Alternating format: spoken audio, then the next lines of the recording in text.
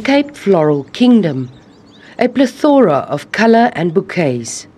Fynbos faces a multitude of threats. Human encroachment and climate change are among them. They adapted to the local climate, so they take less care in the garden because they're not stressed out. They adapted to our local soils. It's about being proudly South African. We have beautiful, unique flora to the country, and to have some of that in your garden, I mean, it just makes you feel like, yes, South Africa is fantastic and our flora is so amazing, so why not have some in the garden? The fair also tantalised the taste buds.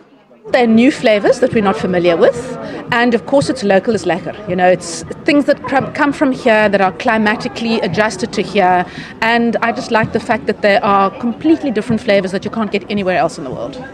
It's always advisable to speak to an expert before cooking with or eating any plants.